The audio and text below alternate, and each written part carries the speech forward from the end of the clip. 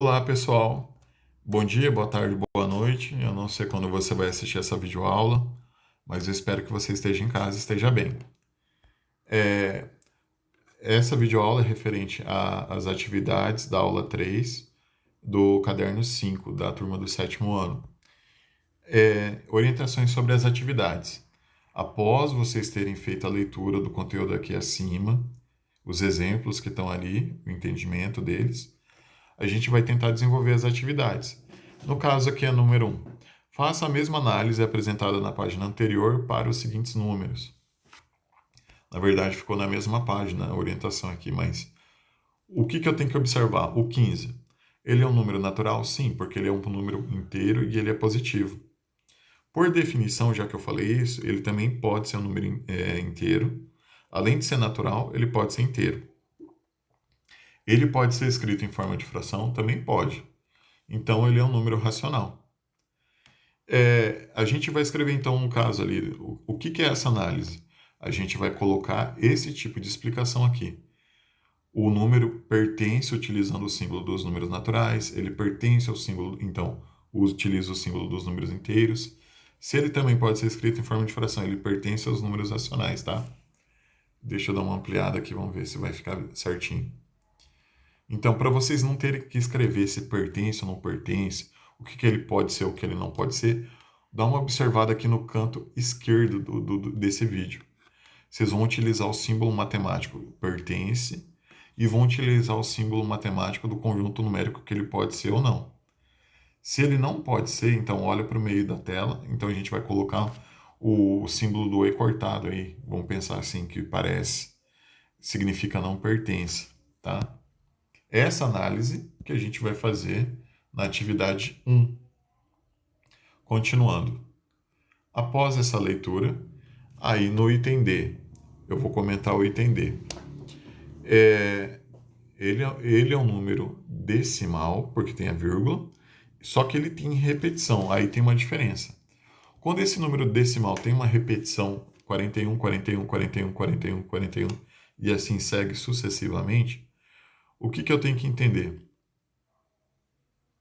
Que esse número ele é um número racional. Eu espero que vocês lembrem do conteúdo do sexto ano de dízima periódica.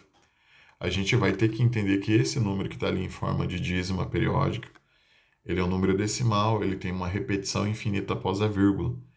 Ele pode ser transformado em uma fração, ele não é um número inteiro. Então a gente já sabe que vai utilizar o símbolo do não pertence. E se ele pode ser transformado em uma fração, ele é racional.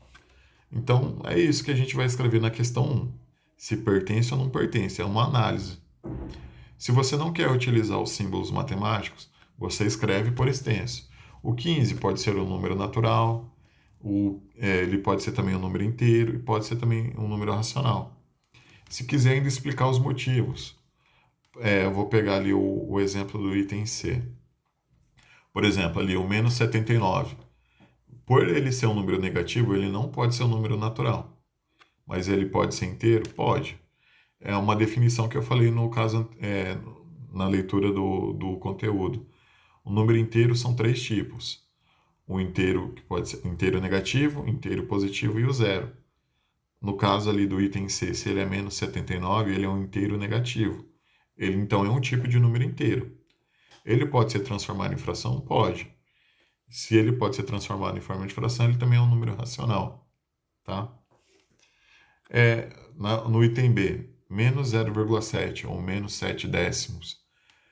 Eu tenho que entender que esse número não é inteiro, mas ele pode ser transformado em fração. O sinal do número negativo é colocado separado da fração. Então, se ele pode ser escrito em forma de fração, ele é racional. Ele pode não ser inteiro, mas é racional. Tá bom? Continuando, questão 2.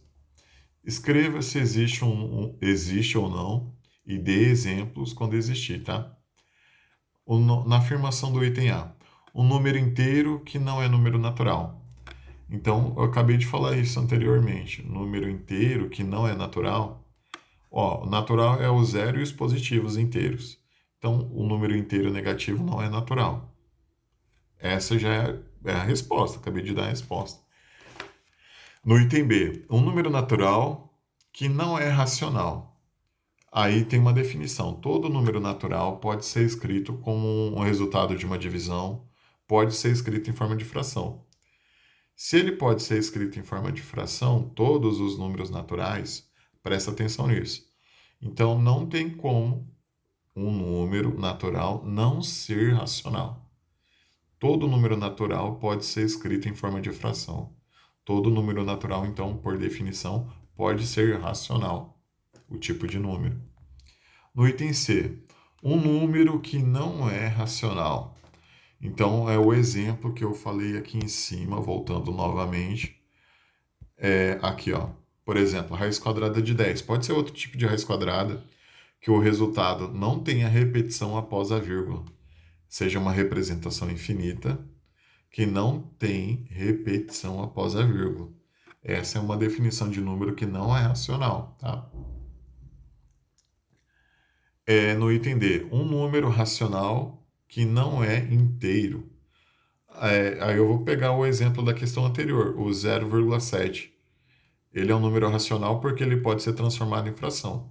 Só que 0,7 não é um número inteiro. Não tem nem parte inteira, 0,7, tá? Continuando, questão 3. Assinale as afirmações que são verdadeiras.